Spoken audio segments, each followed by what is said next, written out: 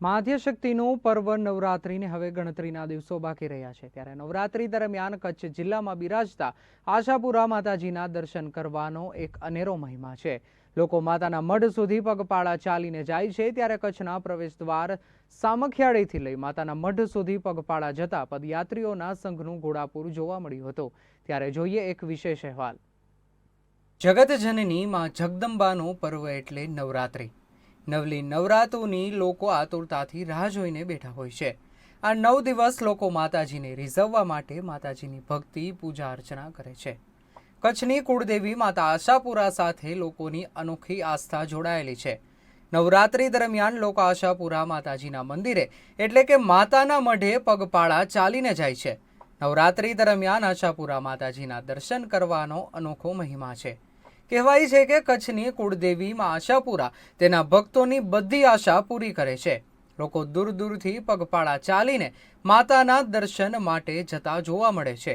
જે લોકો થોડા કિલોમીટર પણ નથી ચાલી શકતા તે અનેક ગણા કિલોમીટરો ચાલીને માતાના મઢે દર્શન કરવા પગપાળા ચાલીને જાય છે અને માં આશાપુરાના દર્શન કરી ધન્યતા અનુભવે છે। કચ્છના પ્રવેશ દ્વાર એવા સામખિયાળીથી લઈ માતાના મઢ સુધી પદયાત્રીઓનું ઘોડાપુર જોવા મળ્યું હતું।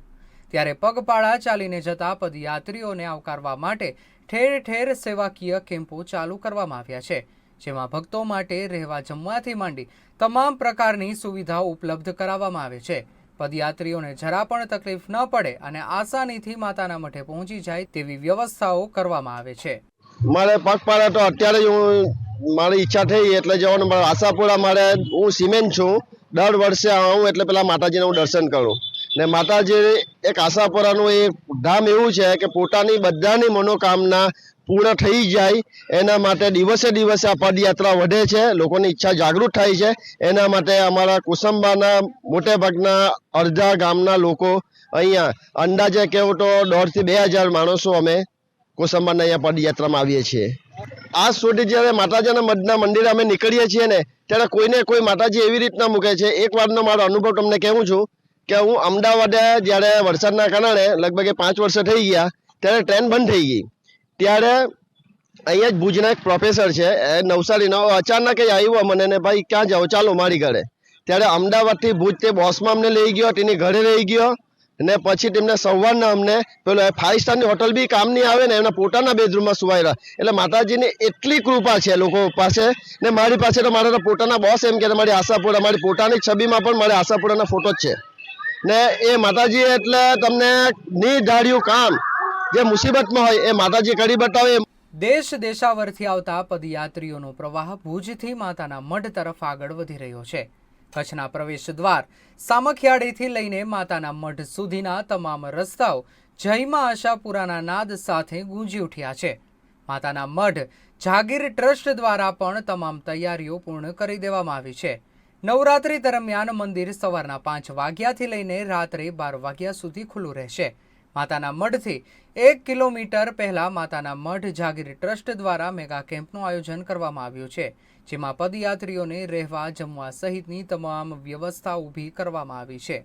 એટલે આપણે જેમ દર વખતે રૂટિનમાં વ્યવસ્થા કરીએ છીએ, રેલિંગની બધી વ્યવસ્થા હોય છે, એટલે આ વખતે થોડો જુદો પ્રકારની વ્યવસ્થા કરેલ છે।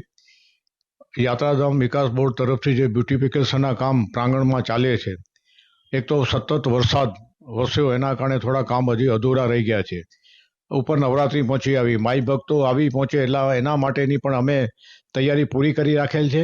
આ વખતે ડોમ ઊભો કરેલ છે અને ડોમમાં જ લાઈનો રાખી છે। બધા માઈ ભક્તો શાંતિથી દર્શન કરી લે, કોઈને પણ કાંઈ તકલીફ ન થાય। પણ આપણા માધ્યમ દ્વારા એ જ માઈ ભક્તોને જણાવું છું કે આ વખતે થોડી બધું કામકાજ અંદર ચાલે છે, હજી થોડો અધૂરાશ છે, તો એમાં ક્યાંય આપ ધક્કાધૂમી ન કરતા અને આપણે કોઈને લાઇનમાં પણ ઊભવાની નહીં રહેવું પડે। જ્યાં બીજી જગ્યાએ તમે જાઓ છો તો યાત્રા કલાક 2 કલાક લાઇનમાં ઊભવું પડે, અહીંયા એવું નહીં ઊભવું પડે। કદાચ વધીને વધી 15 મિનિટ કે 20 મિનિટ એનાથી વધારે લાઈન નહીં થાય, પણ શાંતિથી આપ લાઇનમાં બધા જાઓ અને દર્શન કરી લો તો બધાને દર્શનનો લાભ મળશે। એટલે અમારે શું છે, માતાના મઢમાં કોમ્પ્લેક્સ અમારો નાનો છે, બધા માઈ ભક્તો લાખો ને હજારોની સંખ્યામાં રોજ આવતા હોય તો ત્યાં રાત્રિના બધાને ત્યાં રોકી શકીએ નહીં। પણ એનેથી કેટલા વર્ષથી પહેલા માતાના મઢ જાગી તરફથી 1.5 કિલોમીટર ઉપર એક મેગા કેમ્પનું આયોજન કરવામાં આવે છે અને આ મેગા કેમ્પમાં નાહવાની, ધોવાની, રહેવાની, સૂવાની અને ચા પાણી નાસ્તાની તમામ સગવડ કરેલ છે.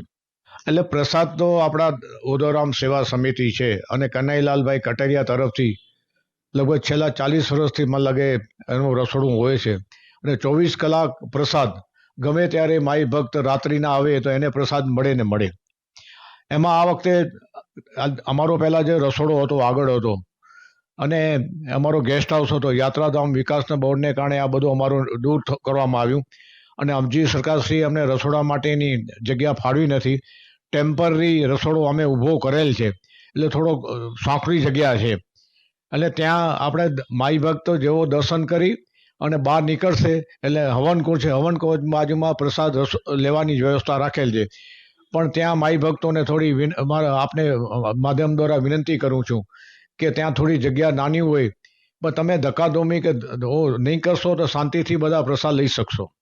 સમયમાં તો રૂટિન પ્રમાણે જે આપણે પહેલા નવરાત્રિથી સવારના 5 વાગ્યાથી મંદિર દ્વાર ખોલશે અને રાત્રિના 12 વાગે બંધ રહેશે. એ લગભગ 11 તારીખ સુધી આમ રહેવાનું છે અને હવન પત્યા પછી રાત્રિના આખી રાત મંદિર ખુલ્લું રહેશે.